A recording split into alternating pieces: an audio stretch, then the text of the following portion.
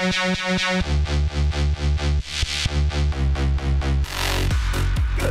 morning, good evening, good afternoon, wherever you're making RaceSpotTV part of your day. Thank you so very much for coming along with us. It's the Skip Barber 2K World Cup Series right now, and it's going to be at Virginia International Raceway. We've got a bit of a long one, 35 laps around this great circuit with the lap times exceeding well over 2 minutes time. We've got a massive amount of drivers here today. They're qualifying right now. We'll be right back to the entirety of the show here from VIR. Stick with us. 2K Skip Barber World Cup Series.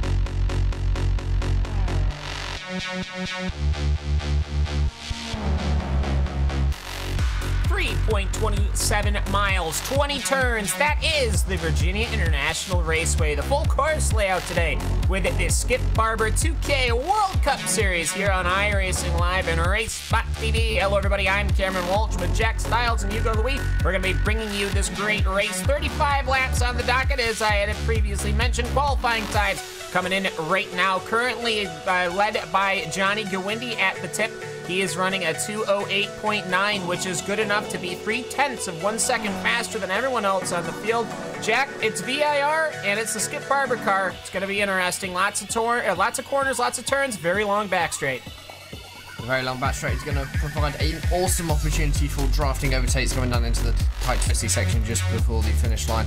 And also the few corners at the start, they are fast, they are sweeping, and they are going to be interesting, especially in these Skip Barber cars. We're just seeing Philippe Lebert on his second qualifying lap, now coming up through said section of corners. That number 2 car, Philippe Lebert, Mr. 2K World Cup, is going to be trying to set a lap time. He's currently third in qualifying at 2:09.259. Johnny Gawindi going to be setting the times at only person in the 2:08 so far. Ariane De Freitas is going to be 4th, and Fahim Antinadez is going to be 5th in the number 130. So it's going to be an interesting race. It's going to be close. 3 pit stops are going to be required to get to the end of this 35-lap race here today, Cam.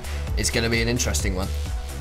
Well, that it certainly is. So, as it stands, we've got 29 qualifying times in with 31 cars in the server. So we'll see everyone plop at the lap. Everyone will show up on the grid. Now, of course, VIR basically was considered to be the longest track that we had in the iRacing service for quite a very long time. VIR, one of the originals, I would imagine, here on the iRacing service, added so very long ago. In fact, the old oak tree still stands. And as such, long before we had gotten other tracks, say the Nürburgring, we were considering this our green hell. It was so twisty and turny how all the corners went through. And eventually, though, over the past, I'd say, year or so, we've gotten such treasures as Le Mans and the Nordschleife. But so VIR fallen a little bit out of favor since then. Since we've gotten the Nordschleife, and since we've gotten Le Mans, as more lap times are coming in. Johnny Gawindi, well, he's gone up to a 2:08.7. Ariane De Freitas now a 2:08.8. And Jack, we're talking about that first section. So very, very difficult, I'd have to say, to work towards the S's on the way to the oak tree. Yeah, I think one of the reasons why VIR is so interesting is this first section of corners. It's so fast and so sweepy, especially in these skip barber bars. You're going to skip barber cars, sorry. You're going to be almost flat through here. These cars have not got a lot of power, so they can really run these corners fast. But just looking at these first section of corners, it's up, down, it's undulating.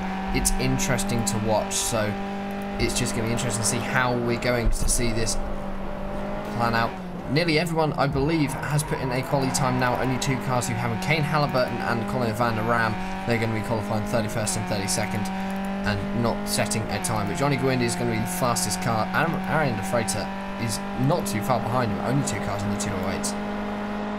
Yeah, just about everybody have put in their time, so I think anyone else running right now is just running for practice, of course. 2 laps open qualifier, actually I guess I should say single car qualifier.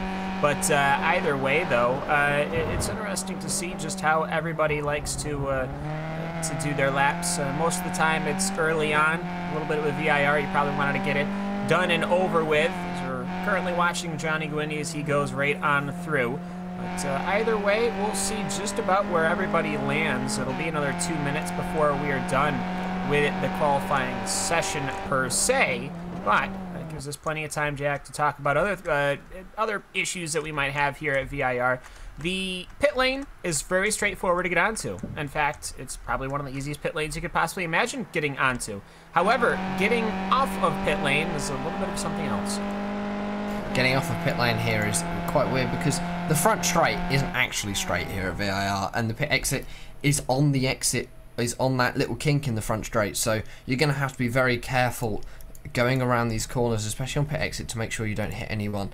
And we just see Luke Winton. He's going to be the only guy left out on circuit at the moment. He's on his in-lap, setting all of his qualifying lap times. Everyone's now finished qualifying. We have about 30 seconds left on the timer. But it's just going to be interesting to watch this front straight, because it isn't straight. The start is going to be interesting to see how everyone not only files through the first corner, but also through that little kink. Yeah, and anyone coming in and out of that pit lane will obviously have to deal with all the traffic coming on through. 3 pit stops here today to make the entirety of the race. Of course, fuel tank is limited to 40% of the capacity. But either way, so qualifying, just 2, 3, and we're done. All right, so qualifying time's all locked in, all squared away. That means that we have got our starting grid here in the Skip Barber 2K World Cup Series here at Virginia International Raceway. Johnny Gwyndy ends up coming away with it with a 2:08.744. The only driver to end in that .7. Arian de Freitas, he got a 2:08.8. Those are the only 2 drivers in the entire field to get into the 2:08 bracket. Philippe Lebert, though, no surprise, he's right there in 3rd position. Luke Winton, he'll be starting in 4th. Stefan Stoyles will be starting in 5th. Brian Duell, he'll be starting in 6th position. Diogo Francisco in 7th. Fahim Antoniadis in 8th. Longtron will be starting in the 9th position. Justin Tipton in 10th. Tom Ward, he'll be starting in 11th. Keep eyes on him. He's always aggressive, and he's got plenty of opportunities here at VIR. Tim Gruckauer, he'll be starting in the 12th position. Enzo Canta from 13th. Andrew Picario from 14th. Francois Bouillon from 15th. Casey Black, 16th. Roman Kachka in the 17th position. Mike McCormick, 18th. Carl Bronke in the 19th position. Bill Frazier in 20th. Mick Watson, he'll be starting 21st. Pascal Vandenhoek, he'll be starting in the 22nd position, as Michael Della Valle will be starting in 23rd. JB Masida will be starting in 24th. Anthony Catt, 25th. Garrett Dorning in the 26th position. Barry Arens in 27th. Rob Adams, 28th. Neil Bontems in 29th. Andreas Robertson in the 30th position. And then Kenny Halliburton and Colin Van Ram. Now, we have got to actually go and correct that a little bit, because obviously we have a couple of people who are not going to be starting on that grid where they've qualified, but they're actually going to be starting on pit road. That would include Ari Haro, Dennis Johansson, Kane Lasky, Tommy Osgard, Christian Kabanka, Michael Della Valle, Remy DuPont, and Colin Van Ram, of which I only think 2 or 3 are actually here in attendance today at VIR. So we'll be seeing a couple of cars starting from pit lane, though we have to look to Johnny Gwyndy. Johnny Gwyndy's getting ready to rock and roll. And we will see here the 2 laps for the grid expiring now, which means we're going to get our lights, we're going to get our camera, we're going to get to the action here at Virginia International Raceway.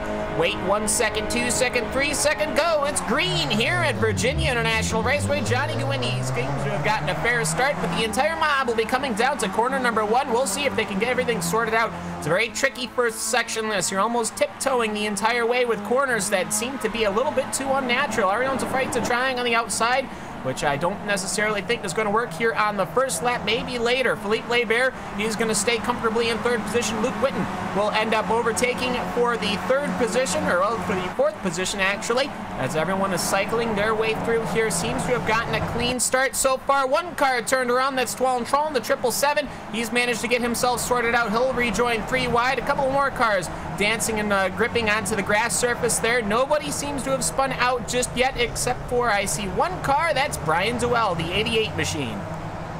Yeah, looks like there was a little bit of contact from the car behind him. Diego Francisco just going into the back of Brian Duell there. Unlucky there for Brian. He's going to be going round on the grass and just making a bit of loops. Cutting the grass as well. So Johnny Guindy's got away nice and cleanly. He's going to be leading from Ariane de Freitas in the number 1 car and Mr. 2K, Philippe Labert, in the number 2 car in 3rd. So at the moment, it looks as though the front field, apart from Brian Duell, has got away nice and cleanly. A bit of argy-bargy a bit further back, but nice. Everyone nice and cleanly, more or less through the first section of corners, and Colin Van Ram is going. Kane Halliburton is a non-starter here today.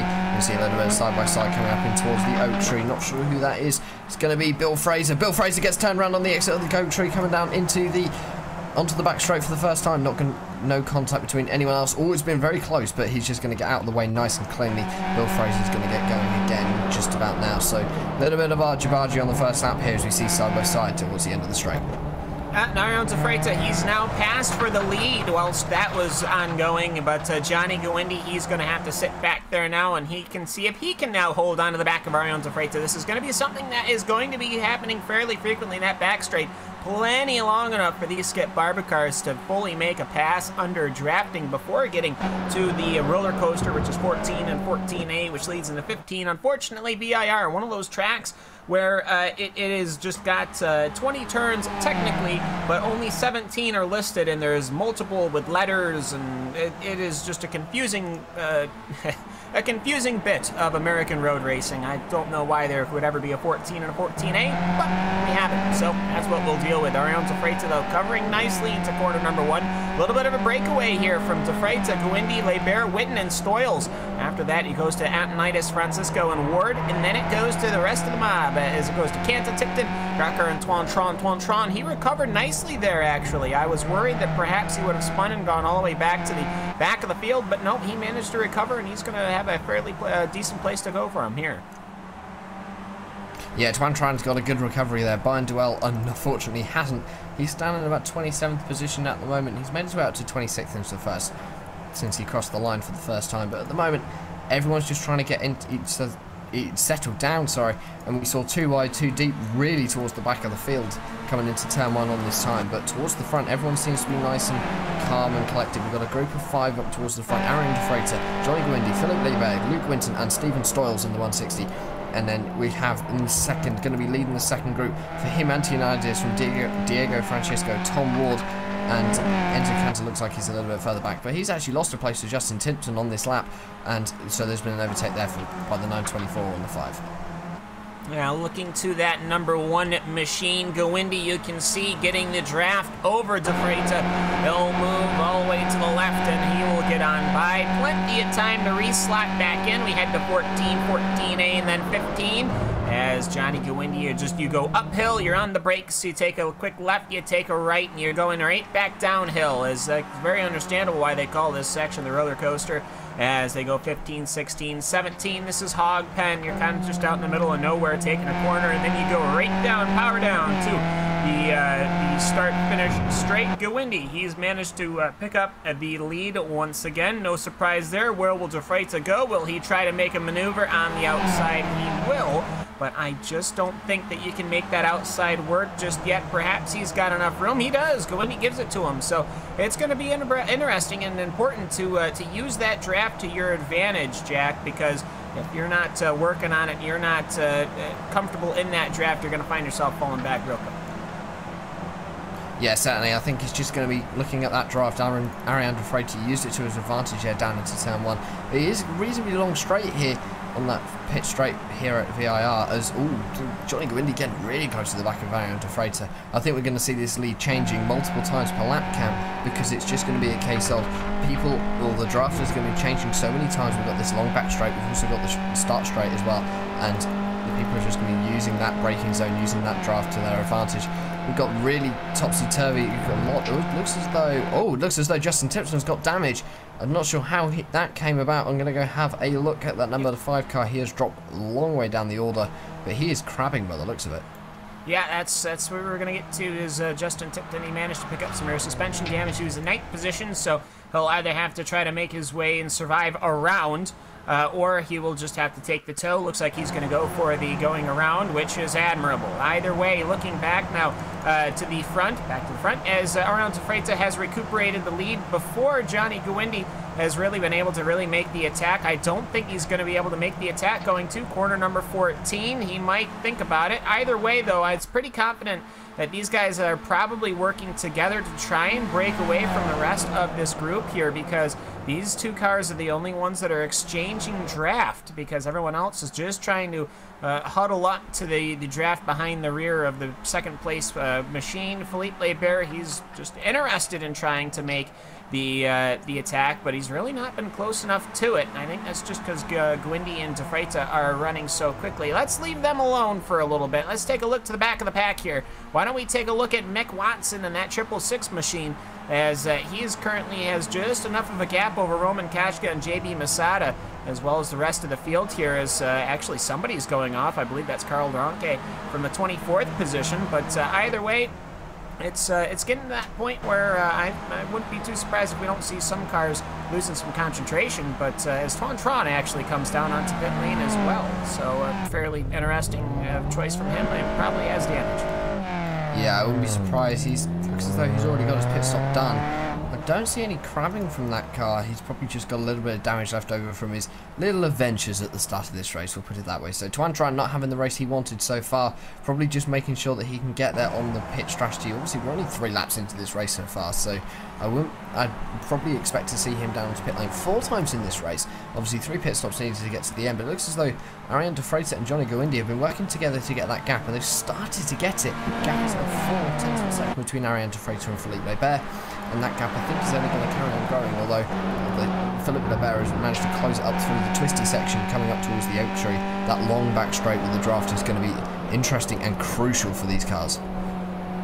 Tom Ward having a bit of a trouble after he crests the hill going towards the Oak Tree Hill. A 224 machine is finding himself locked in the sights of Fahim Antonitis and Thiago Francisco, as Antonitis is going to be looking to hopefully make a pass here. It's surprising how everyone seems to have managed to break the gaps between everybody that is involved. You wouldn't normally expect to see people slide this far away. Here comes Antonitis and that 130 machine he'll pull alongside. Now Tom Ward, he's always very defensive, but I think he even realizes we've got to play leapfrog here if we want to play the game. That's how VIR is going to go, as we've got quite a long race on our hands and already some cars being damaged, and unfortunately so. I think especially for people like Tron and the rest are going to be having quite a bit of an issue trying to recuperate their time. Ariane De Freitas finds himself once again leapfrogging Johnny Gwindy. I think he'll have him leapfrog before they get back to corner number 1. We just had a big crash for the 116 car. We're going to go have a look at that now. Let's have a look. I just noticed the 223. I'm not sure whether that was involved, but yeah, it just looks like a humongous crash at the end of the straight there. For that was Mick Watson and JB Maceda were ended up involved, and it started backing people up, and once people started backing up, I think at least some point someone's going to come in here. That's where it started, because obviously they started piling themselves up. Barry Arends found himself clipped into the front, right in front of Enzo Quinta. Enzo Quinta didn't have anywhere to go, and that's that. Yeah, it just looks as though the 116 actually took a little bit of a flip. He's rolled that to skip Barber car over and probably done a little bit of damage to that. He is moving, he's down onto pit lane. Looks as though he's done a pit stop there. So the 116 has already been down, made his first pit stop, and everyone else seems to be nice and clean. That's a huge accident there at the end of the straight. Probably people just misjudging the the end of the closing speeds. Yeah, and that's going to separate the field even more. So we talk about that front group. Not what you want to see at all. Frankly, if you're anyone that's in the back and had any hope of really trying to get themselves through, but ultimately, though, just looking throughout this front five, they've really got the clean break, and actually, it's almost turning into the front two, Gwindy and Zafrita. But as it looks to me like Stefan Stoyles is getting a little impatient behind Luke Witten, not quite sure if he's going to want to end up coming through to try to see if he can find a position on the draft as they're working themselves towards the Oak Tree turn one more time. Philippe Labert, he's getting loose there too. We saw Tom Ward do it not that long ago. But between the two of them, they've been managing to keep it under control. I just wonder how many tries they're going to have of going off the track there at the top of that hill before somebody goes spitting. Yeah, top of that hill is definitely a hard corner. The Oak Tree has caught so many people out in the past. It's caught me out in the past as well here at VIR. VIR is not a very popular circuit here on the iRacing service, probably represented by only the 32 car entry here today, but it is an amazing circuit, always presents great racing. But Ariane de Freitas has lost the lead once again. Philippe Labert, nearly going to go for a dive bomb up into turn number one in the number 2 car. Just not going to make it there on the back of Johnny Gwindy, and he has to settle for third place again. But Ariane de Freitas dropped on second. Johnny Gwindy got back up to first. So these two are currently leapfrogging each other quite well.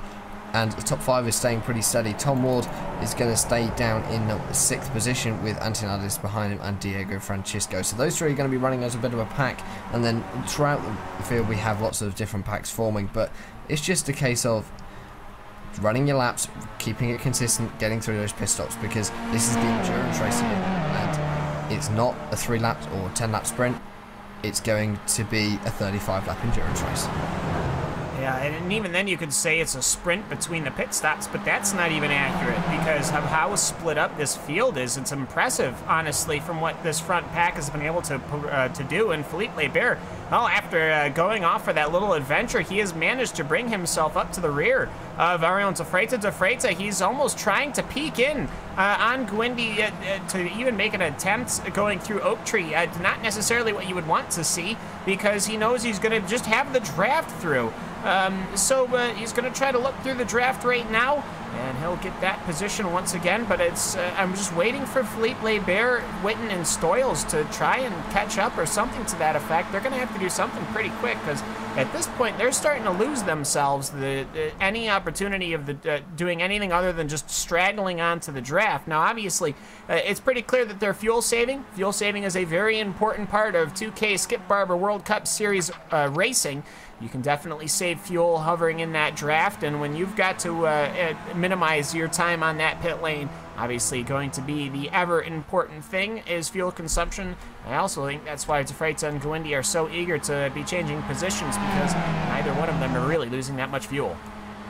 No, I think they're just going to want to be saving fuel behind each other, and that's really important here, especially in the endurance race. The longer you can go, the less time you spend in the pits, and the less time you spend in the pits, the better you get track position. That is something which we see in endurance races all the time. We're going to see again today here, because the fueling for the Skip Barber is not fast. It's definitely a long-winded process, and these guys are going to have to be very patient on pit lanes. We see Johnny Gwindy getting a little bit squiggly, actually, going to go a little bit sideways coming through turn number 3 there as he comes around through 4 up towards 5 and the snake. So Johnny Gwindy going to be holding second, Ariane de Freitas going to be holding first, but these guys are going to be saving fuel. But Philippe Labert, at the moment, he is in prime position to be holding fuel, or saving fuel, sorry, because he's not doing any overtaking. He's got a double draft down the straight. Yeah, and so we'll see if he can sleep himself up just a little bit before they get to Big Bend. That's that crest. You go take that right-hander. This is the crest right here, and you're right under it again after you take that turn. If you go off there, you can actually find yourself in trouble. You'll be sliding across the track and actually find yourself in the middle of absolutely nowhere. Oak Tree, of course, has fallen since then, Rip Oak Tree, but I will say, without that tree there, it seems almost kind of like a pointless bit of track, this VIR. You know, it used to be everyone would make it to the Oak Tree and back, and now it's just seems like a random ribbon of road in the middle of nowhere. But for these drivers, it is certainly an interesting challenge. It's narrow, it's tight, it's tough. And for this longer race, it's certainly going to be a challenge. As I'm seeing Stefan Stoyles, he's actually just hanging himself out now. Not quite sure how he's planning on getting from where he wants to be. It's just, I'm sure, the front of the track. His lap times are right in with Johnny Gawindi's and Ariane Safraitz's, but he is just slowly silvering back from this top 5. Yeah, Steven Stolz has got the pace, but I just don't think he's got the draft to stay there. These guys are showing, we see some of them actually trying to trick each other by coming down almost onto pit lane. We're going to be approaching the point where we're going to be seeing cars down onto pit lane very, very soon. We're coming on to lap number 8 now. 28 laps remaining in this race, so the first pit stop is going to be imminent. But Johnny Gawindi, Ariane Safraitz, this top 5 group, Steven Stolz is still within touch, still in with the draft, but he just cannot keep on the back because he's running the same lap times. He's obviously lost some time somewhere. He cannot get back up. Yeah, and I think almost that might just be down to the driving. I think the qualifying time from Stoyles was a 9.2, whereas everybody else was right around there. I mean, Luke Whitten, he also had a 9.2, but it was Johnny Gawindi and Ariane Safraitz's who are basically stealing the show. They're doing basically qualifying times. Johnny Gawindi, he just had a lap time that was faster than his qualifying time, obviously a little bit draft assisted, courtesy of that #1 car of Ariane Safraitz's. But looking back just a bit of a ways, this group of Gareth Dorning, this 190 car with Roman Kashka, Brian Duell, Anthony Catt, and Mike McCormick, I think these guys, they've been really fighting themselves out because Brian Duell has found himself in the pack. He started in 6th position, but as we saw early on, he ended up getting pushed off the track, but thankfully he's able to continue without any significant damage, and he has been working his way through the field.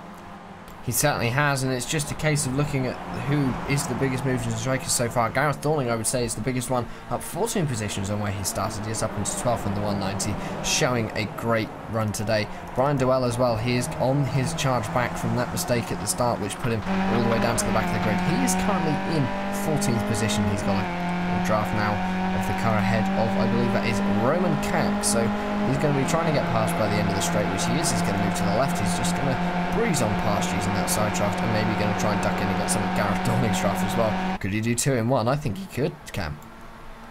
Yeah, he certainly has the opportunity to. I mean, the draft is there, and he will. But ultimately, though, you get to the front of this group, and then you're just stuck.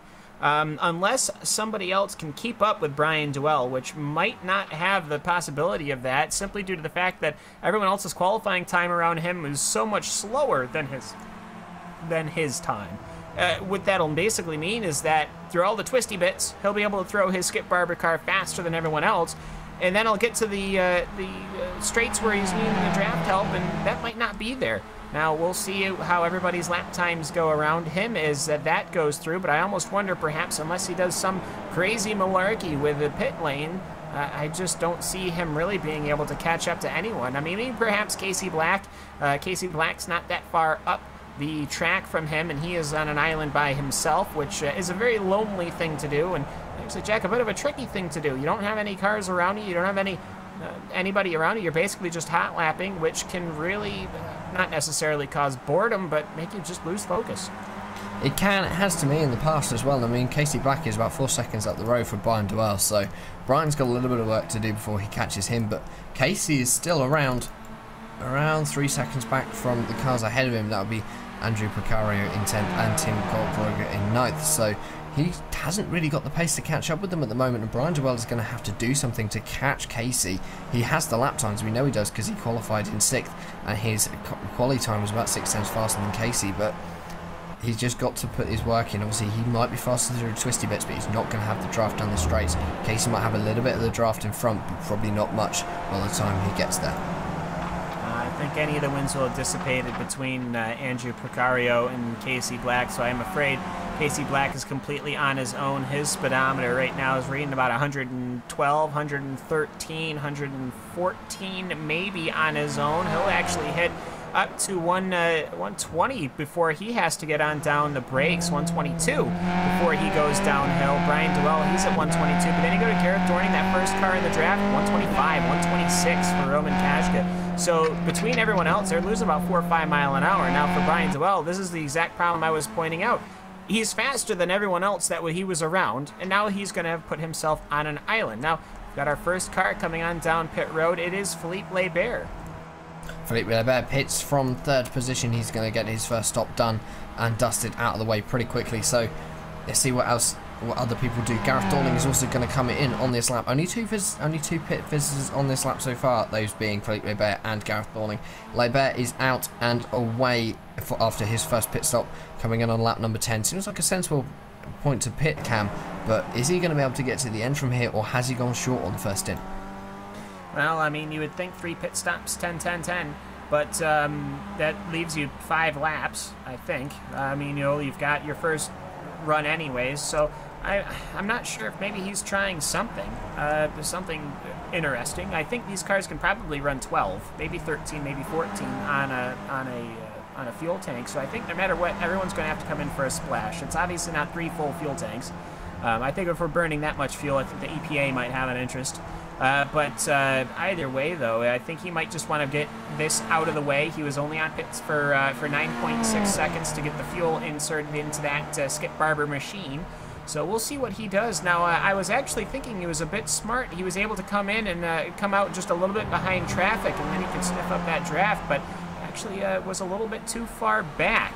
He's going to quickly find himself on the rear of Mike McCormick, because Felipe Lebert, I mean, obviously one of the fastest drivers in the Skip Barber 2K World Cup Series history. He'll be able to close up quickly on this group in front of him, but once he gets up there, he should be able to make his way through quickly. Yeah, he should. We know he's fast. He proved that in qualifying, so as long as he can keep himself clean and get through these back markers here, I think he should be fine. Obviously, for a few laps, he probably won't have the draft down the straight, but as soon as he get the drafts, he can start saving fuel. And going back to what you said, Cam, I think it's going to be interesting to see what other people manage to do stint length-wise. I mean, Felipe Lebert only did 9 laps. That could be a strategy call, but we're seeing Ariane De Freitas, Johnny Gowindi, Luke Winton and Steven Stoll. So the top 4 all going to dive down onto pit lane this time round. Fahim Antinades is going to go down onto pit lane as well. So 5 out of the top 6 are going to pit. Tom Ward is going to inherit the lead here. So maybe it's going to be 3 full pit stops and a splash and dash for these cars, because they can't do any more than 10 laps. Yeah, it means if they can get 11 laps, Johnny Gowindi, if he can get 11 laps with doing what he was going to do, and he's actually short-fueled by quite a significant amount, he'll actually rejoin where Felipe Lebert is, and that's the power that you can see from coming in first. Coming in that 1 lap earlier can really get you a massive difference in gap, because Johnny Gowindi, he's now actually got his teammate up ahead, and the rest of the field, as far as that front 5, they're sitting way back. Ariane De Freitas, Stefan Stoyles, and Luke Winton. The 3 of these guys are now going to have to work together in order to maybe try and close in on Johnny Gowindi before Gowindi catches up with Lebert, because if Gowindi can line up with Lebert, I think they're gone. Yeah, I think if these two can work as a group, they are going to go off into the distance. Felipe Lebert is going to get a little bit onto the grass, actually coming up through the snake, but he is okay. He's going to carry on, just going past the 100-mile mark. His last lap was a 2:26.5. It's going to be interesting to see what other drivers manage to do on their outlap time lap wise. It's not too much slower actually. So Felipe Lebert just proving that even though you're going to be setting times not that much slower than what you usually are, but then the finish line is towards the end of pit lane here at VIR, unlike some places where it's about halfway down the pit lane. So Felipe Lebert at the moment, he has inherited the lead. The 2 cars ahead of him, ignore that. They are yet to pit. Tom Ward and Diego Francesco, we are waiting for them to come down onto pit lane. I expect them to come down this time, because I cannot see them doing any more than 11 laps on the tank of fuel, seeing how many drivers have already pitted, Cam. Yeah, I mean, Tom Ward, he's out on the track right now. I'm sure he'll be coming in this time by. The number 5 car, it looks stopped to me. That's Justin Tipton. Well, his day is going to be done. He already had that suspension damage. He ended up crashing into the wall between NASCAR Bend and the left hook, corners number 3 and 4. So he'll find himself basically done for the day. Johnny Gowindi has now found himself to the rear. Felipe Lebert, these 2 have joined themselves together. We'll see what they can do right now as they're working their way through. I believe, ultimately, Felipe Lebert not going to be too happy he's got Gowindi on his rear this quickly. But as they go past the start-finish line and take a look inside, yep, Tom Ward, he was on pit lane, so 12 seems to me to be the max. I don't think anybody else has gone past 12. No one has gone past 11, Cam. We just come on to lap number 12. Johnny Gowindi nearly going into the back of Felipe Lebert there in the number 2 car, but no one can do more than 11 laps on a stint. I think that's going to be crucial. We're going to see 3 full pit stops plus a splash and dash towards the end, so it's going to be interesting to see it's going to be that splash and dash which I think makes and breaks this race if we still have a battle for about 5-6 way up towards the front. And it's just going to be interesting to see what they do. Johnny Go Indy and Felipe Bear, I expect these two to work as a group to try and break away a little bit more. They've got about 3-4 seconds back to Ariane de Freitas in the number 1 car in 3rd position. So Johnny Go Indy and Felipe Bear are currently your 2 leaders. Yeah, and I'm sure once Gwindy gets to the rear here, once they go past Oak Tree one more time, that they will go past each other as Gwindy. Look at how much quicker he is through the S's here, and this is not only just a straight S's, it's uphill. And Gwindy so much faster through that. He actually had to back off before a big bend, and they work themselves through to Oak Tree. Gwindy's just putting himself to the inside, and that'll allow him to get a better exit. That'll allow him to hold the acceleration, so he'll get the draft. But de Freitas, Stoyles, and Witten, these 3 guys are staying nice and close together here, and we'll see what they can do. As I'm sure Gwindy will go on by. There he goes. But meanwhile, I gotta say, if you look at the differences, you've got Tom Ward. He's the one that came in pretty much last, and look at how much of a distance he's now got between him and the front leaders. Yeah, he's definitely just gonna. He's having a little bit of trouble there. Tom Ward, he's about 8 seconds back from the leaders at the moment, so I think he's lost a little bit of time there, just coming in even later. I think the best strategy to go for is that 10-lap strategy. 11 laps I think is too long. Too much fuel saving is required to get to that magic number of 11 laps. So 10 laps I think is the way to go. Felipe Bear, I would actually say, came down too early onto pit lane. I think you'll probably find him now doing 10-lap stint rather than a 9-lap stint. So let's just see how this plans out. But at the moment, Felipe Bear and Johnny Go Indy holding that lead. 2 tenths going to separate these 2 drivers. We also see Tuan Tran and the number 168 of Andrew Picaria. They're going to go side by side as we come across the pit line. Pit straight to start lap number 13 here at VIR. Tuan Tran's just going to move himself up into P number 8. So he's on the recovery drive as well from that mistake he made on the first lap. Still a long way to go, 23 laps. Yeah, found himself well off track, managed to recover nicely. He pulled himself back onto the racing surface in the pack, but obviously still having to fight his way through. So either way, just looking through your top 5 right now, Gwindy, he's currently your leader, but he has actually pulled a fairly hefty gap over Leiber. I'm a bit concerned, maybe perhaps Leiber overdriving the machine just enough to allow him to slip away.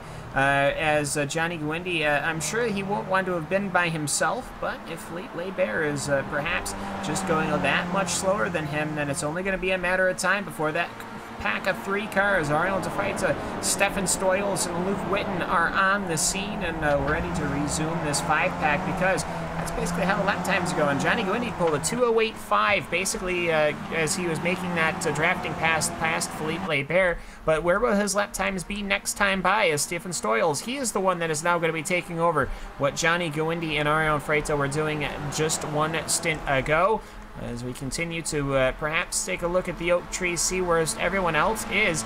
Basically, everyone else is so speared and so smitten and so separated that it's going to take a while. I think mostly perhaps people are just interested in focusing on just their race, as I think the pass from Stefan Stoyles was almost a little botched. Ariane de Freitas, I saw him going a little bit side by side, that number 1 machine with Stefan Stoyles in a section you wouldn't normally see him. I don't think they should be too interested in slowing each other down. But either way, lap times coming across. Now this is Johnny Gwindy completely solo. It was a 2:08.9. That is a very, very quick lap. A little bit slower than his qualifying time, but overall, as Stefan Stoyles, he's almost trying to take a peek. Ariane de Freitas finds himself up ahead once again. So these 2 cars not necessarily helping each other out in the draft. I'm not sure. They should be able to catch the rest of the field in front of them, but it's just not looking like that's going to happen, as the 666 is finding himself in trouble. Yeah, 666 has just had a bit of contact with Carl Dronke towards the end of the straight. Dronke is just going to try and dive it up the inside. Unfortunately, he could not make it in time, and those 2 collected each other coming into turn number 14 and 14A. So coming into the roller coaster, Carl Dronke just turned around the 666 and Mick Watson. Watson got going again with no real apparent damage. That will be obviously waiting to be seen later on, but he has dropped down the order just a couple of positions. He's still in 19th, 2 positions up on where he started. Yeah, and just continuing up front, I mean, it is just the Johnny Gwindy show as it stands. I mean, he seems to be running faster on his own, which doesn't seem like that should be possible. I know the lap time can come down very much so with that draft, but just looking at the best lap times overall, he has had almost the fastest lap of the race. The actual fastest lap of the race, surprisingly enough, goes to Stefan Stoyles. So far, he ran a 2:08.322, and that was completely in the draft as Gwindy, Barber, Freda, Stoyles, and Luke Witten. Now, let's take a look at this 160 and 1 battle once again, because the last time by, it wasn't that clean. They ended up fighting for position, and Zafreta ended up finding himself up ahead. But it doesn't look how these guys are cooperating very much in order to allow themselves to catch Barber and Gwindy. Yeah, I think these two are just got to try and work together to be able to catch up to these lead two group. They're still in fused distance, but Arian DeFreitas is just going to go down the inside, running Stephen Stoyles off actually into the grass. So Stoyles is going to go off wide, coming down into the main straight for the 14th time. And it just looks as though he's going to rejoin nice and safely there. He's got going in, but he has dropped a few positions. So Arian DeFreitas has now been left on his own to try and catch Philippe Barber and Johnny Gwindy. And without a draft, I think he's going to struggle. Yeah, he's got Luke Witten not that far behind, but will Witten be confident enough to run next to Arian Zafreta like Stefan Stoyles was? Well, Zafreta was looking very hard to attack. I think perhaps he realizes he's the faster car.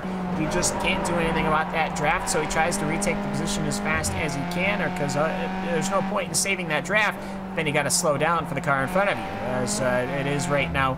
Lap time's coming across. It's the fast lap. That last one went to Barber with a 2:08.6.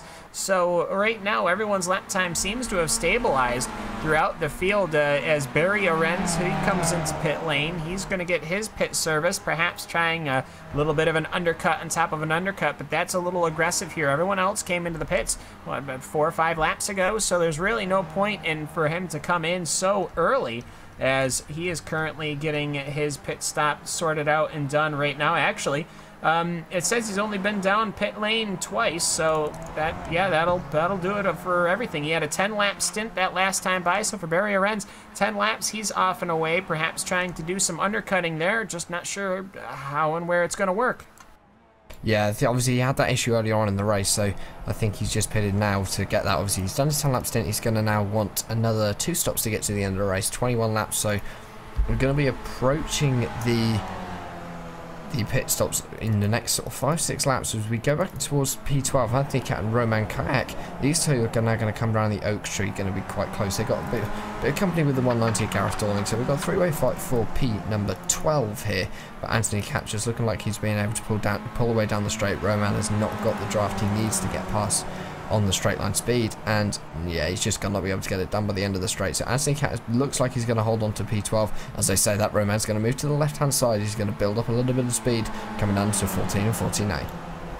Yeah, there's a little bit of a downhill that helps out, but actually Anthony Cat, though, not able to take his preferred line. It's a little bit messier than what we see with the guys that are running up front. They're able to lock themselves into that right side. You really want to get to as much of the right side as you can, but since Roman wasn't, he had to get on the binders a little bit early, and he had to really put itself in a position where Anthony Cat had to react, Gareth Dorting had to react. So this is probably one of our last 3 packs of 3, and ultimately I gotta say everyone else seems to have slipped away into little groups of 2 or so we're running. Yeah, everyone just seems to be sort of splitting up now in the pack, and I think that's a bit of a shame actually, because it just means that we don't have the close contact racing that we have seen at places like Lime Rock Park that we did 2 weeks ago. So it's obviously okay, we're seeing pretty close racing up towards the front. Johnny Gwindy and Philippe Barber are currently covered by about 2 tenths of a second, 10th of a second. These two are really close, and again with this P12 battle, but there's not any big packs of cars like we have seen previously in the 2K World Cup, and I think that maybe is taking a little bit of excitement out of the racing. Well, it's certainly not for the drivers. The drivers are still pedaling and wheeling and dealing, and it's actually a very difficult course. It's just a bit hard when everyone is just sitting there on their own. Everyone's just kind of enjoying their own race, I wouldn't say, but overall they're just focused on their lap times, which is obviously, as far as the drivers go, very important. Barber, he'll end up catching Johnny Gwindy. He'll make the pass. We'll see if this is a cleaner pass in that group of 3 that we saw not that long ago. It will be, but I do think Gwindy had to end up coming onto the brakes. Now you can see perhaps a little bit to the right, just when they were making that move, there's that road that spears off to the right, and it's got those giant orange bumpers on it. That's actually part of a different section of course. I think the last time we were here, we actually used that section of course. That increased the lap time exponentially. I have to think we're probably much happier here that we're here at the full course. The rest of these guys are too. They end up getting on the binders. They come in, both Duwendy and Barber are coming in and get service here on lap number 16. I think the two leaders have gone for the short stint now rather than doing it towards the end of this race to see which one is able. See if we any leapfrogging in the pits. I doubt it though. They're both going to have very similar lap times. But I like how they've gone for the short stint in the middle of the race, not towards the end of the race. We still have a long way to go. We're not even at half distance yet, Cam. So Johnny Duwendy actually is going to get away before, but looks like it's going to be Philippe Labert. Philippe Labert is now moving, so Johnny Duwendy has actually got a bit of a gap over Philippe Labert, which is interesting to see here. Is the pit stop time much shorter? Could be, couldn't be. Yes, yeah, it's a 13.2 to a 15.7, so Duwendy very much faster on his fill than Labert off and away. So the pit lane time as a whole was much faster from Duwendy over Philippe Labert, though I almost think that he's managed to break the draft, so unless Labert can find help, I think he might be stuck back there. Either way, though, looking to your front leaders is just going to be Arion Zafreta and Luke Witten, just these two guys, and Stefan Stoyles. Stoyles has not come in either, even though he has dropped away from the picture. Almost can barely see him, as Arion Zafreta could almost wave to him after passing the oak tree. That's just how fast Zafreta and Witten's lap times have been. I wouldn't be too surprised to see them come in this time by, but actually it's a bit difficult because they've only run, it'll be 7 laps at the line. Certainly will, and it's not a very long stint from these guys. I think these guys have definitely proven they can go further. Maybe they're just trying to get that splash, remove the need for a splash and dash towards the end of this race and run a slightly shorter stint. Now it could also mean we see slightly shorter stints to get to the end of this race. They're going to need one more pit stop now, so they're definitely going to do this on 3 stops, but it's just going to be, when is that third stop going to come? Is it going to come with 10 laps to go, or is it going to come with 8 laps to go? Yeah, so Zafreta and Witten are not coming into the pit lane this time, but I wouldn't be too surprised if they run too.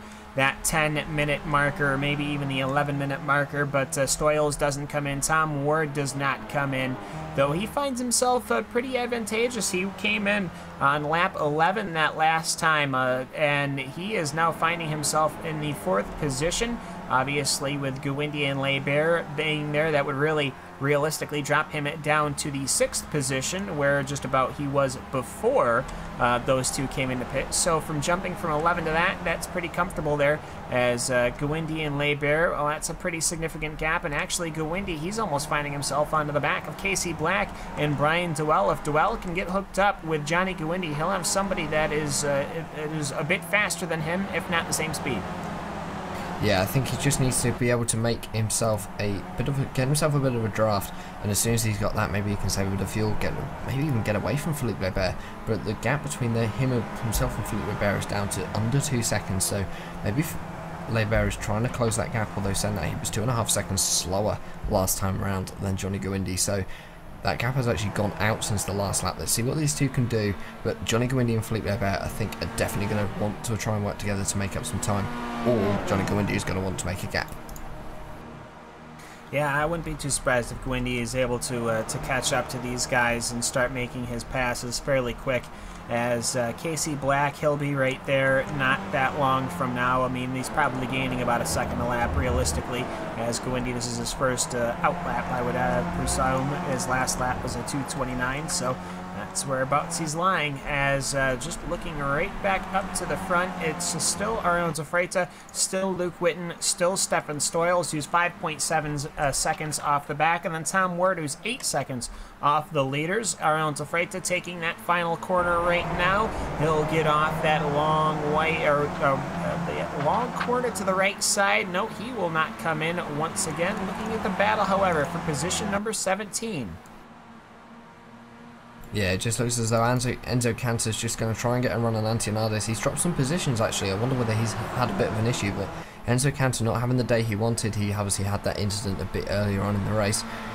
which sent, I can't remember who it was, Cam, but you might be able to remember, he sent someone off flying, or someone went flying off into in front of him, yeah. Yeah, someone ran into the back of him, I think, and just that car went flying off. But Enzo Cantor's managed to make his way up into 17th. Fahim Antonadis has gone down to 18th, but it looks as though Andres Robertson has lost 2 positions on this lap, Cam. He obviously had a bit of an issue, maybe coming down the front straight, as we see car ahead just diving into the pits. Not sure who that is. That's going to be Carl Drunke. Yeah, and Mick Watson ended up finding himself falling off the racing surface. He rejoined since, but obviously losing not just the pack in front of him, but also any draft that he was hoping to have, as Kanta and Antonitis are continuing their battle going into corner number 1. I don't think anyone else from the lead group came in last time. Nope, they did not. So for Arion Zafreita and Luke Witten, they're still on their own. Will they be coming in this time?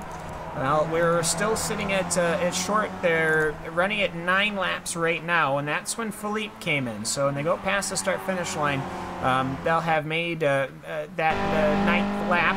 But either way, we're talking about fuel so much because, of course, these machines are fuel limited. So will be a total of 3 stops, and just trying to figure out when and where those stops lie. That really push yourselves to where they're going to be. Now, it's interesting to see here, they're running all the same lap times, but just where on the track, Jack, is Arion Zafreita and Luke Witten, hopefully they come in at the same time, going to come out, where in respect to Johnny Gawindi and Felipe Bear. Well, Arion Zafreita and Luke Witten are now coming down onto the main straights. These guys are now going to cross the line to start their 20th lap of the race, just 16 laps remaining to go. A bit further back down in your field, we're going to look towards 10th and 11th position. That is your cars of Johnny Gawindi and Philippe Lebert. They're now coming through the roller coaster.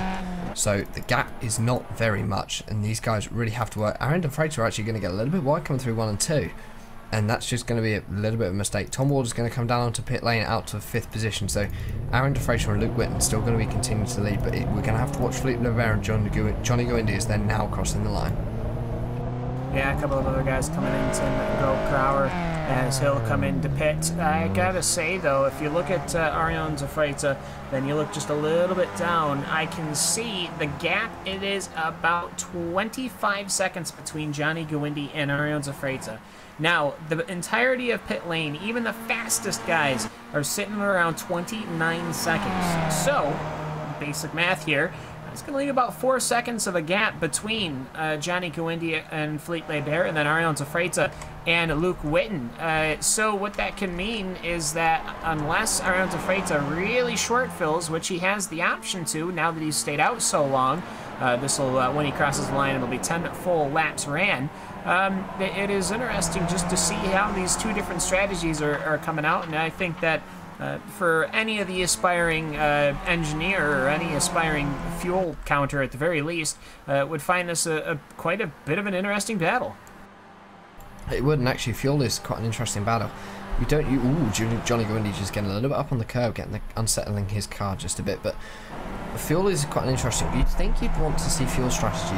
You'd usually see it in endurance races. We obviously saw it in Petit Le Mans yesterday, and we're going to see it in a couple of weeks when the first round of the NES goes to Sebring for the 6 hours of Sebring. But no, we're also seeing it here today, and I think that's very interesting, Cam, because it gives people an insight into what it's like to be calculating fuel on the fly.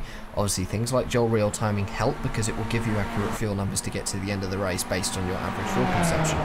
But it's still a case of unless the drivers have got engineers, and I don't believe any of them do here today, they've got to do it all by themselves and got to do it all in their heads. And that, for a driver, is actually quite complicated because they have to concentrate on driving and calculating fuel numbers. Arion Zafreita comes into the pits, and he actually misses his pit box, and he has to throw it in reverse. That will certainly cost him time. Luke Witten coming in, Stefan Stoyles also coming into the pit lane here, everyone getting their service, and actually there goes Johnny Gawindi, the long way and away, as only the first car out is Luke Witten, the second car out is Stefan Stoyles. Arion Zafreita, he's actually the 3rd out, so quite a hefty gap now between Johnny Gawindi and Felipe Lebert, and now an even heftier gap between Felipe Lebert, Luke Witten, Stefan Stoyles, and Arion Zafreita. From one to the other, he finds himself well in the back because of that mistake. Yeah, Arion Zafreita has lost a lot of time here because of that mistake on pit lane. Maybe that inexperience of doing multiple pit stops maybe creeping in. Obviously, we're now going past the usual time of how long a 2K World Cup race can be. So what we're going to be seeing here is drivers maybe starting to get a little bit out of their depth. We're around 45-50 minutes into this race. This would be what a usual length 2K World Cup race is, but now we're getting into the realms of unknown for a lot of these drivers. Obviously, we've only ever had one endurance race for the 2K World Cup before. This is only the second one, so drivers maybe going to be, for some of these drivers, they have done endurance events, so they're going to be used to longer stints, but others maybe not. Yeah, and again, just in case some might be wondering, nope, tires will be fine. They can run these things hard for pretty much the entire day and never even blink at them, so this race will do nothing to those tires. But either way, for Johnny Guindy, he's comfortably now sitting as the leader, as we're looking right now at the battle between Casey Black and Brian Dewell. Dewell has gotten to the rear of Casey Black, and perhaps he will now try to make the maneuver, as I believe that means that Brian Dewell ended up coming into the pit lane. Actually, Casey Black did as well, so this was pit lane bringing these two guys together. Brian Dewell hopefully be able to cycle through. He'll have the draft. Will he have the maneuver and the position? Well, he hopes so. Michael Delaval, he is still waiting to come into pits, so that is why he is finding himself in the 11th position. I was going to say, because I saw him earlier, much earlier in the race, spun out in the grass. And actually, he has just ran out, Michael Delaval, so not enough fuel to finish 11 laps for that 2:07. But either way, multiple cars still coming in. I believe that's Diego Francisco and Luke, just Diego Francisco coming into pit. Yeah, it sounds as though 11 laps is a little bit of a stretch for these cars, maybe not having enough fuel to do it. So 10 laps is the sweet spot for the stint length here at VIR on this fuel limit. So you're just going to see the pit stops are starting to cycle through. The people who have completed, or the only one who hasn't completed the second stop so far, is Andrew Picario. He's going for an 11 lap stint, his second of the race, I believe. So it's going to be interesting to see if he makes it to the end of this lap. I would expect him to, but we just got to keep an eye on him. He's got a little bit of a lead over Johnny Guindy, about 2 seconds, but it's just, he obviously will lose that at the end of this lap when he comes down onto pit lane. Yeah, and to think Picario, Della Valle was not able to make it all the way around for 11 laps. He started sputtering down the long straight. We'll see if perhaps Andrew Picario will be stuttering as he reaches halfway down the long back straight. Johnny Guindy, though, he is sitting right underneath him. I think he might even get a little bit of a wisp of the draft behind that 168 machine. We'll find out here. These ended up going through now past what is basically the second pit lane, because you can, of course, have two full separate races going on at the same time. Just how large this VIR circuit is. But today, of course, using the full course, we'll see if Picario can actually make himself work all the way through to that start-finish line. I'm just... he might be able to with individual fuel saving, but I don't really know how much draft he had. Yeah, I think he's just going to be able to make it. He's onto the downhill section now through the roller coaster, so I thought I did see himself following a little bit on the back straight, but at the moment he seems fine, so he'll be ducking down onto pit lane now to finish his second 11 lap stint of the race. He's going to be pitting from the lead on lap number 22. There's a sputter. Yeah, just going to come down onto pit lane. Did it just at the right time, so down to 70 kilometers an hour here at VIR. Just going to find his pit stop and get himself some more fuel. He will need one more stop to get to the end of this race with 13 laps remaining, but he missed his pit box actually. Yeah, definitely not a good day. We've seen that a lot now. Today, I think people are just kind of underestimating. But either way, though, looking back to the front again, Johnny Guindy, he's still your leader right now after 48 minutes of running. Philippe Laibert, he is sitting 3.5 seconds back. Luke Witten and Stefan Stoyles have now found themselves together once again, just minus Arion Zafaita, who is sitting back in 5th, and Tom Ward, you know, for that earlier stint that he did where he came in, where he stayed out a lap later than everyone else and did an 11-lap stint, he's paying off pretty well here. He started in 11th, he's in 6th right now. Yeah, he's done really well actually. He's up quite a few places in the way he started. Biggest movers and shakers so far on your field. We've actually got a joint competition for this actually. Anthony Cat and Gareth Dorning, they're actually in a battle together for 13th and 14th. I'm just going to have a look at how close they are. Not very. They're running line astern, but they're not close enough to make any any position changes just yet. But those two are both up 12 positions on their starting point. And let's go and have a look back at them. P number 19. This is battle for P number 19 with Enzo Cantor, Fahim Antonades and JB Masida. This battle has been raging for quite a few laps now, Cam, and it's going to be interesting to see how this plays out over the next few laps. Yeah, I almost wager that this has been going on since before the pit stop and after the pit stop, so no braking at all from those two. JB Masida looking along, Pascal Vandenhoek is looking along, and Rob Adams, he's just a little bit too far back to be sniffing any of that draft. Now, if Antonitis and Kansa can work together, Mike McCormick isn't that far ahead, and if they can get to Mike McCormick, they'd be on the rear of Carl Donkey as well.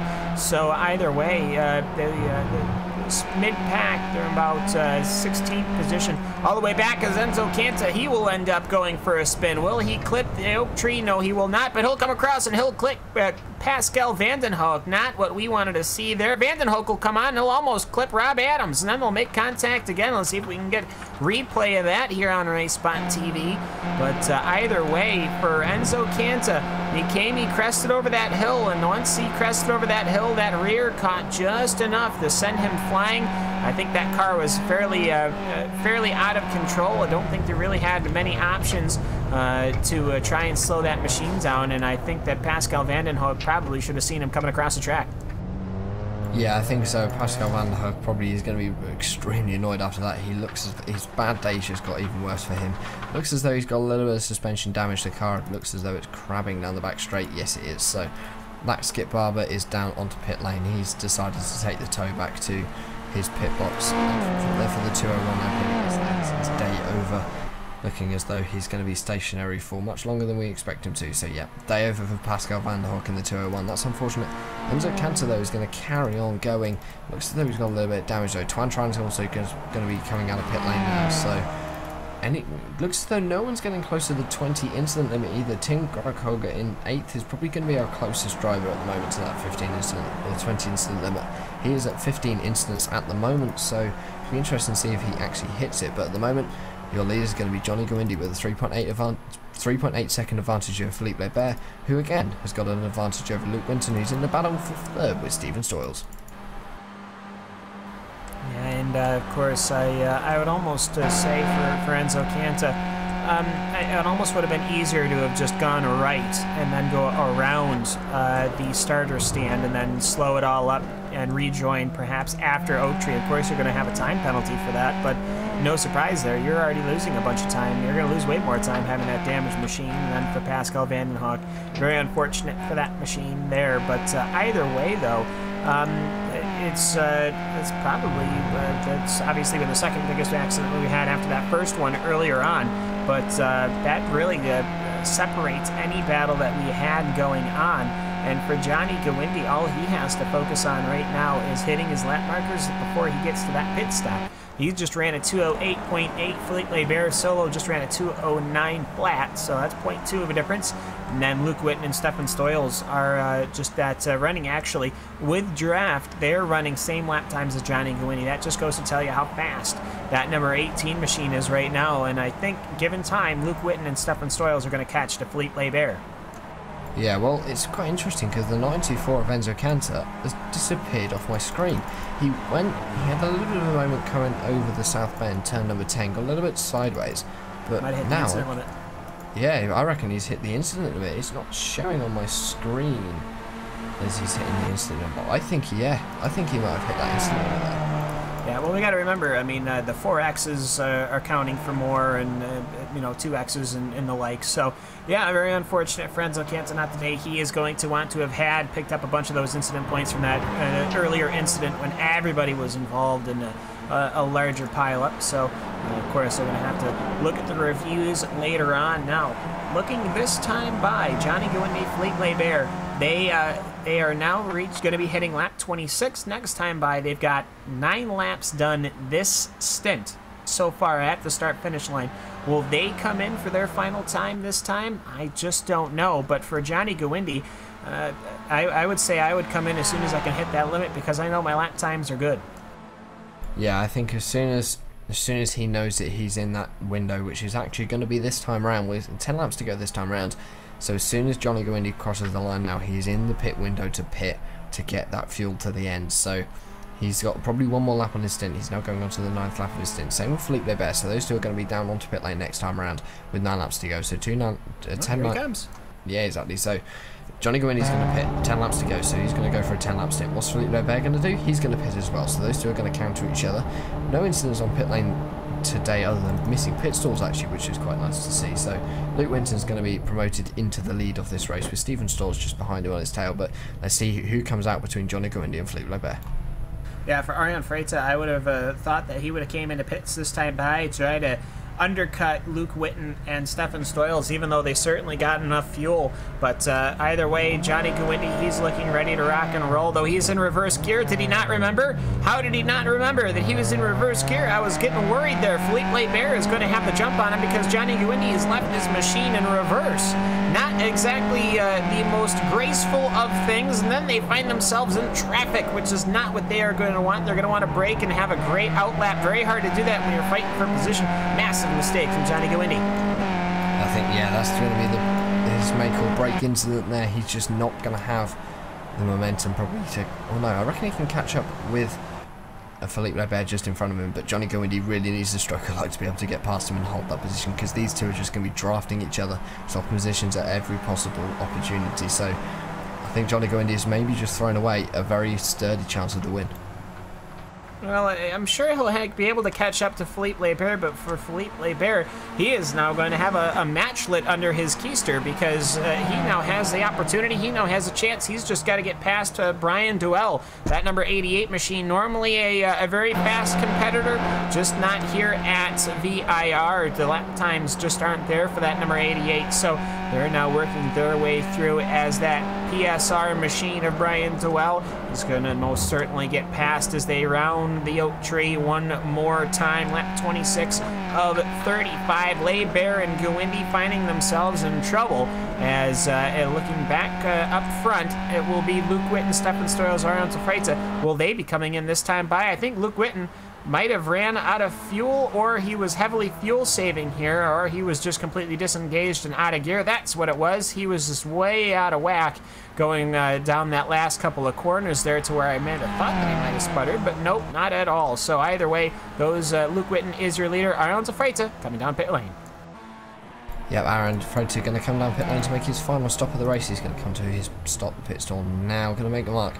You're going to refuel that Skip Barber car with enough fuel to do the final 9 laps of this race. He's going to be tumbling down the order, but don't forget we are still owed pit stops by most of this field. They haven't yet gone to their 10 lap limit. Everyone's on slightly different strategies now. Otto Freitas is again moving. He is out and away. He is also going to be out ahead of Johnny Goindy and Philippe Lebert. Yeah, that's a really good pit stop from Ariane Freitas. I mean, when he came in, he had an 11.2 second pit stop. That's faster than Philippe Lebert and Johnny Goindy, but that's because they didn't have to put as much fuel in his tank because he had short stinted so much. Since there was already fuel in there, they just had to top it off, whereas compared to Johnny Goindy and Philippe Lebert, they had to basically fill the entire tank. So a little bit of fast running there from Ariane Freitas. He now finds himself there. Johnny Goindy is now finding himself what will be in second position once everyone else comes in down the pits. But this is it's shaping up to be quite a dramatic run here as we're closing out the final stages here at Virginia International Raceway for the Skip Barber 2K World Cup Series. Yeah, now entering the final 8.5 laps of this race. We have had 27 so far, so definitely into the final stages of this race. It's quite a long race for the drivers, quite a long race for us as well, Cam. We aren't used to having a 2K race this long, and it's just going to be interesting to see. Luke Winton and Stephen Stoyles currently leading. Those two are in raging a battle. They have been most of this race. Tom Ward is currently in third, but the leader at the moment, going off who's done the third stop, is Ariane Freitas, but right up his tailpipe is going to be the number 18 of Johnny Goindy. Yeah, and we'll see what Goindy is able to do as they go across the top part of the back stretch. Now they go down the hill, and that will give it to Goindy easily. But what will they do going into the corner? Goindy is going to take as much corner as he needs to be. I think for Goindy, as he has to whoa that baby up, giving a little bit of a tail slide going into that left-hander. I think he's going to be the car to beat today, but not much time left as far as actual chances to make these passes. Of course, we've got the back stretch and the front stretch, but anyone who gets passed on the back stretch can make the pass on the front stretch. It's just going to be trying to figure out what's going to be better for you. Or do you want to be the car to be passed, or do you want to be the car on the pass as they go across the start-finish line, straight and narrow? Oh, we go 3 wires. Steven Stall's just exiting the pit there in the 160. Looks like a cow pattern on that car for the number 160 car, but Johnny go into Aaron Tafrati going to go side by side through turn number 1. Philippe Lebert just waiting in the clutches to see if anything happens, but no, they're still going to go side by side as they come down into turn number 3. Aaron Tafrati just going to have that opportunity, but it's definitely a case of going back to what you were saying, Cam. Who's going to have the advantage as they come across the line for that final lap? Who's going to be the one ahead? Because you want to be the car ahead at the end of the straight on the final lap to be able to have any opportunity of winning this race. If you're in second, you have to get a very good run out of the hog pen out of 17A onto the front stretch to be able to make it by the line. It's going to be photo finish stuff. Most certainly, unless something dramatic happens and there's an incident on that last lap somewhere else on the course. But gotta look perhaps who hasn't pitted yet. That's Luke Witten, that's Tom Ward, that's Diogo Francisco, that's Tim Gronkauer, excuse me. As they are running to the ends of their stints. Tom Ward, he's only ran, it'll be 9 laps this time by, but perhaps he should come in and get his service and see where he can come out. Obviously, they're going to have to short fill. He is only 19 seconds ahead, which is not certainly enough to really make a difference down pit lane. It's a 30-second pit lane. As Arion Tafreta now covering for Johnny Gawindi. Johnny Gawindi now finding himself involved once again with the pass, but you know what? Arion Tafreta knows I can make the pass going forward. And actually, Philippe Lebert, he's going to stick his nose to the inside for Arion Tafreta wide, but ultimately, though, it's a left-hander to a right-hander. Arion Tafreta has an inside cover. These guys are starting to test and probe and see where they can find themselves an opening. Yeah, I think they're just going to start looking for opportunities. Any opportunities they get now. 7 laps remaining. It's not too much longer. 15 minutes left in this race is probably all we're going to have now. Let's see what Arion Tafreta can do coming down the front stretch this time. Don't think he can do much, but watch out for Lee Baybet and the number 2 car. He's got the double draft. He's got the biggest advantage out of all these cars. He's going to move to the left. They're going to start moving over. Arion Tafreta is actually going to leave him some room. Very sportsmanship from Steven Stolz is going to want to get involved in this as well. Brian Duell is apparently involved in this is just off the back of here as well, but Brian still owes us his 3rd pit stop, so he is not a threat. So we have a 4-way battle for essentially the lead. Johnny Gawindi, Arion Tafreta, Philippe Lebert and Steven Stoyles. Yeah, good stuff as Gawindi, he's just really trying to have a good day here.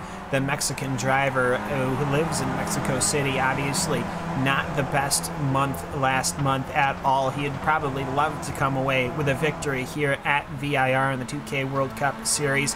But either way, for Arion Tafreta, Philippe Lebert, and the rest of the gang, this race is certainly for far more marbles than what would be considered a normal race due to its endurance length. But for Gawindi, Tafreta, Lebert, and Stoyles, who can play spoiler here? Can it be Spoils? Can it be Stoyles? Can it be Lebert? Because these guys really haven't led this race. They really haven't had the fastest machines. But if something were to happen between the 2 front runners, could perhaps they capitalize on it. I think Steven Stoyles is going to have the strategy of wait in the clutches, wait to see if the 2 people collect each other in front. We could even have a 3-way accident between Lebert, Tafreta and Gawindi, so that could just mean that Steven Stoyles gets promoted essentially into the lead as Tafreta gets a pass done on Gawindi down into the top of the roller coaster. Here comes Philippe Lebert. Gawindi could lose 2 positions. No, Philippe Lebert's just not going to have enough time to get past, or is he? He's going to go side by side coming into the top of the roller coaster. Not going to be able to get it done. Johnny Gawindi going to hold the position. Arion Tafreta going to get past Gawindi. Let's see, Tom Ward is going to come down onto pit lane. Anyone else we're going to be expecting down? Probably not. Everyone's going to stay out to do 1 more lap. So it's just going to be a case of waiting for everyone to filter through the pit lane and see when, and then have a look at the standings afterward. Yeah, and Tom Ward, too little, too late. Should have came in a couple of laps ago when he still had the time, because that would have put him certainly in this fight as well. Instead, he'll get to fight out with Andrew Picario and Casey Black for those positions. Any strategy he might have had completely washed out. Started in 11th, he's finding himself in 10th position. For Ariel Freitas, that number 1 machine, of course, the champion last year, is having a fairly decent run. He has been trading all day long, and he hasn't lost, and that's the important thing. When you're the leader here, when you're constantly finding yourself the leader, you use more fuel, and then typically you fade away. After these pre-pit stops, everyone's now fueled to the finish. Everyone seems to be fairly A-OK. Important thing to remember, though, Ariel Freitas, he has got 1 less lap than everyone else, and Stefan Stoyles has even 1 less lap than that. So his car is going to be perhaps just a hair lighter or perhaps just a hair heavier. You got to remember, everyone here is trying to work their way towards that magical lap number 35. And obviously fuel, a fairly heavy thing when it comes to a small open-wheel formula machine. Yeah, the fuel is definitely going to be weighing down the cars, such as who's on the shortest stint in this group? Stephen Stoyles. He's the person who's on the shortest stint there at the moment, just 2.6 laps into his stint. Feels longer, but definitely isn't because of the length of this VIR circuit. At the moment, I think the field is definitely going to be playing into the hands of Johnny Guindi and Felipe Bear. Those two are going to have the latest cars out there because they're going to be holding the less fuel now about halfway into their stint. They're going to run a full 10 laps to be able to get to the end. Oh, Ariel Freitas is going to go up the inside of Johnny Guindi there to hold the position. That is a brilliant move there by Freitas, very late on the brakes to make sure that he can hold the position. Those goes only 2 people left to pit so far. Luke Winton, who is already on the pit lane, and Diego Francesco, who I expect to see down in the next couple of laps. So 2 laps time we'll be able to see Ariel Freitas, Johnny Guindi or Felipe Bear in the lead. Which one is it going to be? Yeah, and Luke Winton is finding himself out in front. As actually he's finding himself out in front. He has managed to keep his position, as he is now, he had a 24-second pit stop, and he is now your leader of this race with not that many laps to go. Could perhaps Luke Winton pull the undercut on the entirety of the field? Whom to know? But either way, though, he did seem to have a fairly good run that last time by. His lap times were really nothing to shake too much of a stick at, 209, 209, 209s. So perhaps just staying with it and staying out and running to your fuel windows, perhaps a bit faster than trying to come in and get the undercut. I think Luke Winton has got it spot on there. He's coming about 4.5 seconds ahead of Ariel Freitas. And I think Ariel Freitas has got the time to close that gap, especially with the pressure behind him from Johnny Guindi and Felipe Bear. So is Luke Winton actually going to run away with this? Could be a runaway win here, all on strategy. That's what I love about endurance racing. The strategy always throws up the underdogs, and the underdogs are usually the ones who really make a difference. Yeah, and typically he was running right in the 209 brackets, 209 flat, 209 flat. And so it just starts coming out to where Ariel Freitas, he's running 209 flats, 209 flat, 209 flat. These guys really need to buckle down and get into the 208s if they really want to have an opportunity of catching. The gap is 4 seconds. The lap count really isn't there. I'm almost wondering if this is a fight for the rest, as here comes Johnny Guindi on the right side. That's not normally where we see a pass, but I think right now they all realize there is nothing we're going to be able to do if they manage to, if Luke's going to get the win, they really got to work together and try to close back up. Yes, and I think it's just going to be a case of working together to close that gap to catch Luke Winton, and to catch Luke, they're all going to have to work as a team. Do not keep fighting with each other. That is the worst thing that these guys can do. Obviously, Ariel Freitas has lost a position to Johnny Guindi. Let's see if he can get it back, but I'm not sure. I think these guys are going to have to work as a team with 4 laps remaining. Diego Francesco, last person to come down his pit lane. He is down, out, and away. Now going to be exiting pit lane. Too much fuel. Yeah, so he took 9 seconds of fuel. He did not need 9 seconds of fuel that last pit stop. That was a massive amount. Tom Ward, he took 11 seconds. Luke Winton took 9.7, and that was 2 laps ago. But either way, it's just very, very tough to see somebody having themselves set and ready to go, and then they end up just losing it by perhaps just over-fueling. I mean, that's maybe he wants to take the safe bet. Maybe that means perhaps that Luke Winton is going to run out of fuel in the last couple of laps. Who's to say? But either way, though, for Luke Winton, that gap is down to 3.8, so they are coming, and it's just a matter of time. I don't think they've got enough time there, Ken. With only 3.5 laps remaining, they've got to be doing about 1.5 seconds a lap to be able to even catch and pass him. Obviously, catching is one thing, passing is another here, especially at VIR. Okay, we have that long back straight, but they have to catch him half a lap before the end to even be able to utilise the back straight. Steven Stall's just getting his wheel into the gravel slightly. Not going to be much of an issue though. He's going to carry on to become around the oak tree for the 32nd time. 3 laps going to be remaining, coming around onto the end of this lap. We're approaching the end of this race. Yeah, not too long now, only a couple of laps to go. Didn't seem like that long ago. Everyone was split away and in their own little separate parties. Now we're all running together and we're all trying to see who is going to be able to catch up. Mick Watson has found himself having trouble in the closing stages of this race. He is done for the day. That 666 totaled in pit lane, so he won't even get the chance to finish, as right now the fight continues between Philippe Labert and Johnny Guindi. They're running side by side towards the last couple of corners, and that's not what you want to see. That allows Arion Zafreta a gap. I think these guys, unless Luke Witten runs out of fuel, he should have the win unless something terrible happens, which hopefully we can, that will not. He ran a 2:09 that last lap, a 2:09 for, a 2:08.4 for Arion Zafreta. Very quick lap. So we'll see here whether Arion Zafreta is able to close it on up here. It's not that long of a gap. It's down to 3.4, but I don't think there's enough laps left. There certainly isn't. We need 5 laps left for those guys to be able to catch him. We have 3. That is not enough time for them to even close the gap, let alone thinking about passing him. So I think this is Luke Winton's race to throw away in that number 77 car. He's done a sterling job at the front, just used strategy to his advantage. I believe also, I think there might be some lap traffic ahead of him. Yeah, very well is. It's Neil Bountams. He's running in 23rd position right now, and he's finding himself in a battle with Andreas Robertson. Now that sort of changes the issue. If you find one lap car, they'll let you right on by, no issues there. But when they're fighting for position in the closing stages of this race, as Neil Bountams will go off the racing surface, I have a feeling he won't rejoin right in front of the leader, and he will continue to stay to the right side there. He's actually going to find himself braking, but that's going to be troublesome as he'll take the corner. No issues there. Actually, he finds himself getting well out of the way, so it's a little messy, but he allows everybody to run on through, and that's what you want to see, even though at personal loss to himself. He had kind of shot himself in the foot coming off the top of that hill, but either way, it's good to see him getting out of the way for the leaders. Yeah, the gap now to the lead is now down to 2 seconds. Johnny Guindi going to make a pass on Philippe Labert there. Or is Philippe Labert getting past Johnny Guindi? I can't quite tell because they're both teammates. And I can't see the number. I think Johnny Guindi's trying to get past Philippe Labert, but just going to fail. Steven Stall's still waiting in the back just to see if there's any mistakes. But that gap is coming down all the time. Gap now between Arion Zafreta and Luke Winton down to 2 seconds.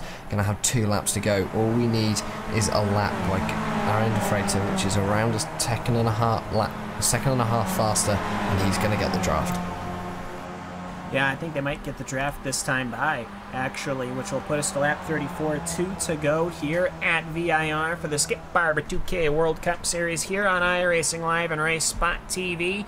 Let's see, can Luke Witten pull it off? He is really hoping for it, as it is just all up to him now, whether that number 77 car is going to be getting the victory or not. Of course, Luke, he's been in this series for a very long time, as they're still running 2 wide, Labert and Guindi. I think both of these guys are recognizing, you know what, we might be fighting for 3rd position here, as they passed each other again. I think it's a little bit sloppy to be doing this early on. They still have the opportunity to catch Arion Zafreta, and if they don't catch Arion Zafreta might be able to take it from Luke Witten, which would be a massive disappointment for Johnny Guindi and Philippe Labert, who have been running up front basically all race long. Yeah, I think so. Arion Zafreta now is within 1.6 seconds of Luke Winton. All he needs is the draft down the back straight. That will mean he can close the gap big time. And then on the front straight, all he needs is a good run out of 17A, and he's got it. As long as he can get his nose in front, I think he'll do it. So Arion Zafreta, I think, will be 110% right now to try and catch Luke Winton. Gap is not really closing, actually, but Luke Winton's going to get a little bit of traffic. Don't know whether that'll affect him or not. Well, it will, actually. He's going to get the draft. And with that draft, he is going to be able to pull away from Arion Zafreta, despite having the lead, which means that unless Andreas Robertson pulls out of the way right now should be the time. No, he's going to give him the long way around, though he does brake early. That still throws Luke Witten towards the unfavorable section. You don't want to take that corner on the left side. You want to take it on the right side. So perhaps any gain he might have had has been lost. But for Arion Zafrita, now he is going to have Andreas Robertson to draft off of as they're coming off of the corner. As Robertson finding himself a mere pawn in the battle of the leaders here. 1 lap to go between Luke Witten and Arion Zafrita. And it seems like it's the rest of the field. Yeah, I think it's just going to be a case of can Arion Zafrita do it and get that gap down coming onto this final lap. Just 2 minutes remain, 1 lap, less than a lap now.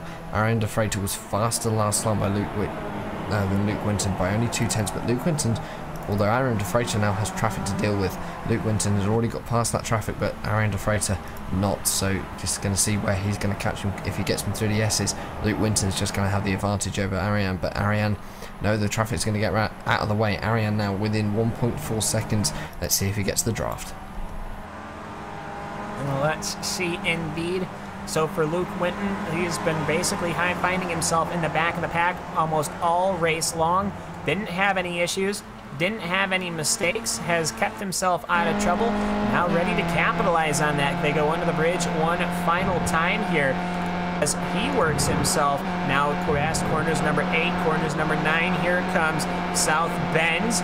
And, well, it's not that long to go, and I don't think, Jack, it is going to end up going to be in the hands of Arion Zafrita, just because it's a little too far back. I don't think that he's close enough, so the battle between Johnny Guindy, Leibert, and Stoyles is going to come into play, and Stoyles has been waiting this long. Will he be able to capitalize on it? Either way, Luke Winton is sitting in that number 77. He's got nobody in front of him and near nobody behind him as the battle for the 3rd position, that final spot in the podium, reaches fever pitch. It's the final lap, and they're running 3 wide down the backstretch towards the roller coaster. Here they go. Philippe Leibert is covering fairly strongly, but Guindy's going to have at least an attempt as on the outside, which will then become the inside. No, nothing's in it. So we'll see as they're going past the final 3 corners here. Corner number 15, corner 16, 17, and 17A. It's going to be Luke Winton. He has managed to pull it off. An absolute stunner here on the fuel run. That number 77 machine at 35 laps ago started in the 4th position. He now finds himself coming home in the 1st position of victory here in the Skip Barber 2K World Cup Series as Arion Zafrita comes home in the 2nd position. Philippe Leibert, he just beats out Johnny Guindy for 3rd. Yeah, awesome race. Nice clean race there by everyone involved. Luke Winton, great win there for him at VIR in the endurance race, just making strategy play into his hand. Arion Zafrita as well just could not do enough to be able to catch Winton in those final dying moments. But that battle between Philippe Leibert and Johnny Guindy had been brewing all race. Stephen Stalls wanted a part of that but just could not get onto the back of him. So great race there by everyone involved. Yeah, great race indeed. We'll give a quick rundown of the top 10, and then we're going to take a quick commercial break, run down through the full grid, and then see if we can get any interviews. So let's just quickly run through their top 10 finishers. It's Luke Winton, Arion Zafrita, Philippe Leibert, Johnny Guindy, Stefan Stoyles, Tom Ward, Diego Francisco, Brian Zwell, and Andrew Picario. We'll be right back after a few messages here on iRacing Live and RaceSpotTV with post-race. We'll have some interviews, we'll have some discussion, and we'll see you on the other side of the break.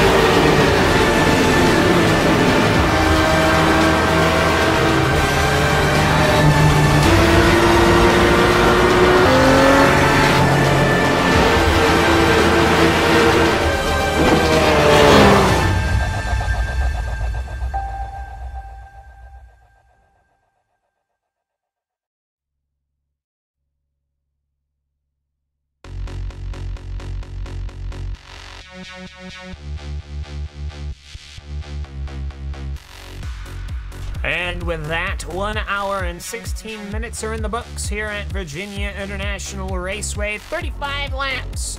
And it ends up going to the number 77 of Luke Witten. He ends up pulling it out on the fuel, and he'll come home in the victory position. Coming out the rest of the podium, it is Ariel Freita. Oh, what could have been? Philippe Labert will come home in the 3rd position. Johnny Gawindi, he's got to be beating himself up. After that last pit stop, he found himself in reverse. That didn't work out too well, and he went to pull away. Stefan Stoyles comes home in 5th position. Tom Ward, 6th. Diego Francisco in the 7th position. Brian Dewell, he'll finish in 8th. Tim Grotkauer, he'll finish out in the 9th position. Andrew Picario will finish in 10th. Casey Black in 11th. Garrett Dorning in 12th position. Anthony Cat, 13th. Fahim Matnanis comes home in 14th position. Michael Della will come home in 15th. JB Maceda in the 16th position. Tuan Tron, oh, what could have been? He'll come home in 17th. Carl Bronke will come in the 17th position. Rob Adams in 19th. Bill Frazier will finish out 20th. Barry Arens comes home in the 21st position. Mike McCormick, 22nd. Andrews Robertson, 23rd. Neil Bonhams, 24th. Mick Watson, 25th. Roman Kachka in 26th. Colin Van Ram, 27th. Pascal Vandenhoek, 28th. Enzo Canta, 29th. Justin Tipton in 30th. Francois Bouillon in 31st. Kane Halliburton did not take the start. That's the full official results here from VIR and the 2K Skip Barber World Cup Series. We're going to cut straight to interviews, and we're going to go right to the man who finished in 2nd position, Ariel Freita. Ariel, it seemed to me like you had a pretty good run going, but Luke Witten somehow just undercut all you. Yeah, I was surprised by that as well, but yeah, it was a great race. I didn't expect to come out in front of Johnny and Philippe. I thought they pipped me in the pit stops. So in my 2nd stint, I was like running quali laps all the time. I think I was only like a 10th slower than with Johnny's draft, so that was pretty quick. But Luke was sitting in my draft comfortably, and to be honest, I didn't expect him to be a competitor like by the end of the race, but yeah, he benefited from it greatly. Well, that he did. VIR, I mean, it really just seemed to boil down to small little groups of 2 or 3. Johnny Gawindi, basically that entire second half of the race, he was running basically by himself when he was running laps that were just as fast as everyone else. Did the draft really mean that much, or did perhaps people finding themselves in the draft with cars that couldn't run as quickly as they could in the corners end up basically winning the day? I mean, ultimately you came home in 2nd position, but towards the end of that race, at least until everyone else started fighting with each other, it was basically still up in the air the whole race. Yeah, I was a bit surprised they fought like 3 laps before the end. Philippe and Johnny making it too wide into the, I don't know, even have no clue what turn it is, but on the end of the straight. So that gave me a little gap, and I was closing up on Luke pretty quickly. But yeah, I mean, draft does a lot. If you do it right, it can save you 2-3 tenths a lap. But you compromise a bit going into that corner on the end of the straight. Because you're on a compromised line and you're having a bit of overspeed, so it's always tricky. So yeah, I mean, in the end, I tried hitting good laps and it kind of worked out. Pretty happy with 2nd place, to be honest. I mean, sure, I would have liked to win better, but for the championship, this is good stuff. So. Yeah, very good indeed. I mean, I agree with you. I think it was a little bit early that they started fighting with each other. I think what just ended up happening is that they were trying to pass each other on draft and ended up no longer cooperating. But either way, long race here at VIR. You don't really see many series come to it now that we've got the Nordschleife and Le Mans and all the other big ticket circuits. Still a good track. I love this track, man. It has pretty much everything, like really technical corners, really It has some drafts in there. It has like basically everything, and sure, the Nürburgring has everything as well. Le Mans is pretty boring in this car, to be honest, with the long straights. But yeah, I mean, I think they call this like the Nordschleife of the United States, right? So yeah, it's awesome.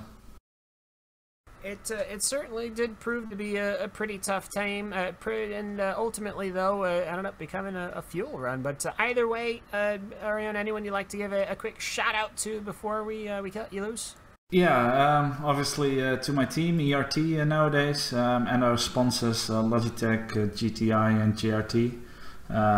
Yeah, awesome job again with the team. Unfortunately, Paul wasn't here today. So yeah, congrats to his son, by the way. It's his birthday, so that's why he isn't here. And obviously to Philippe for organizing this, and you guys for broadcasting. All right, thanks very much for hopping in. We'll talk to you later. So with that, we are going to go down to the third position finishing of Philippe Barber. Philippe. Hi. Normally you guys all start fighting for position with like 1 to go or 2 to go. You guys started fighting with like 3 to go, and that kind of let them all get away from you in the front. What did the teamwork thing just kind of fall apart, or did you realize that they were just gone? No, it's just that I was third in the group, and I tried for 10 laps to gain one position when I'm in that position, and that just didn't work. So I had to try to be second in that group to have a chance of getting to the front. So I couldn't wait. I had to try it, and we don't have any team orders, so we just go for it. So yeah, that's the story. Well, either way, before that, those last couple of laps, we had basically 2 whole races back to back. VIR, very tough circuit. Pit lane, pretty tough circuit. Both of you guys, both you and Johnny, slid into your boxes. It's a very tough track to tame, and yet you managed to keep yourself up, basically up front all race long. Why don't you, wide picture, take me through the race? Oh, so yeah, the first half of the race was pretty boring. This was just about doing good laps and not taking any risks, and it only started after the second pit stop, and you could see that Arjan had a very different strategy, and keeping the focus for that long is pretty tough. It's a hard track, lots of high curbs, and it's very hot. The weather is hot, so the track is slippery. So that makes it extra hard. Yeah, and then last little question. You had a drag race with Johnny Gwynny going down the start-finish line. You ended up getting a position, and you ended up coming away with it. I guess I should say defending the position. But either way, just that drag race, is that something that you had planned earlier, that you figured that if you were in front you could keep it, or is that just how it came? Well, usually it's pretty easy to keep it if you're in front, but I made a big mistake in the last corner, so I lost all the momentum, and he managed to catch my draft and almost get me on the line. So I was pretty lucky there, but he thought I did it on purpose, but that wasn't the case. He did mess up his exit out of the oak tree just to force me to pull out of the draft so that I couldn't pass him, but I lifted as well just to get a better run, and that was pretty funny. Well, I mean, it's a tough race, it's a good race, but either way it does have to come to a close. Is there anybody you would like to give a shout out to or a thanks to before we let you go? Yeah, I want to give a shout out to my team, TT Racing, because we don't mention that enough. Too bad there are only 3 of us, and Justin had an issue, a technical issue in the middle of the race, so that's too bad. But yeah, go TT Racing. Well, there you have it.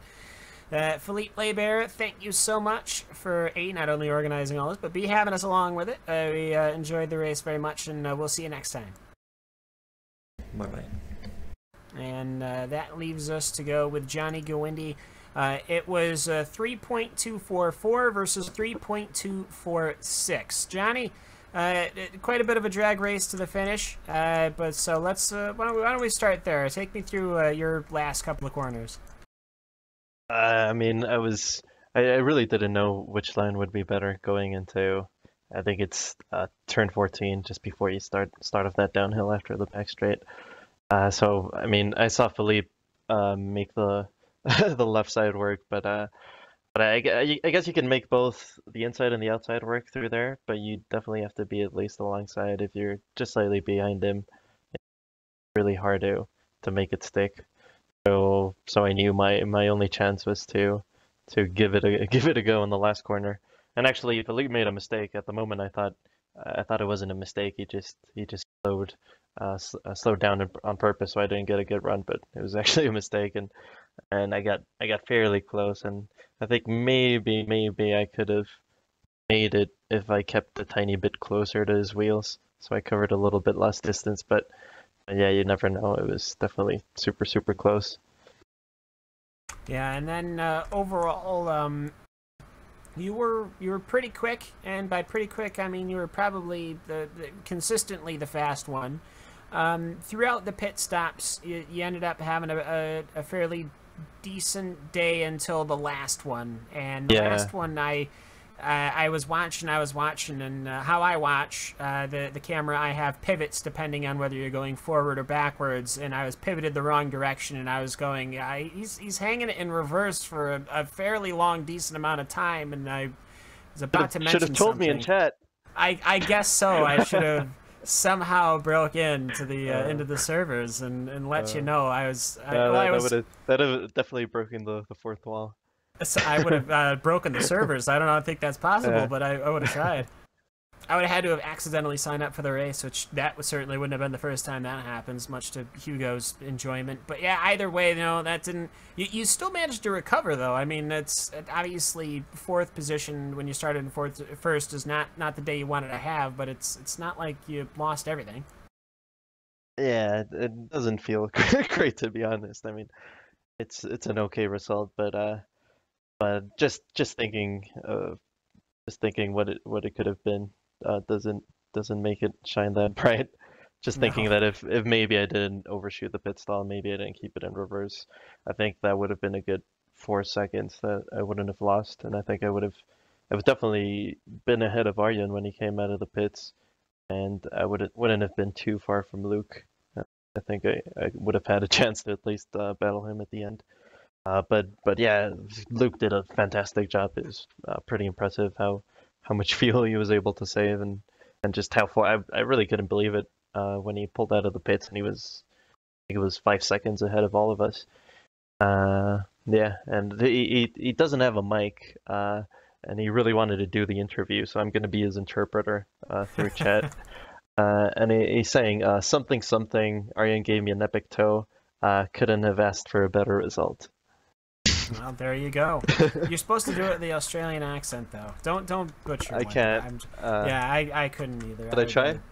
No, I